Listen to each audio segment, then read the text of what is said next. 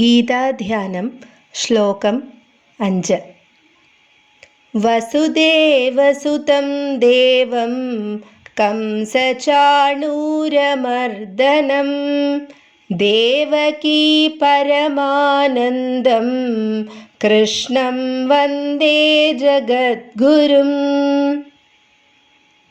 വസുദേവരുടെ പുത്രനും കംസചാണൂരന്മാരെ നിഗ്രഹിച്ചവനും മാതാവായ ശ്രീ ദേവകിയെ അത്യന്തം ആനന്ദിപ്പിക്കുന്നവനും ഈ ജഗത്തിൻ്റെ തന്നെ ഗുരുവുമായ ശ്രീകൃഷ്ണ ഭഗവാന് നമസ്കാരം.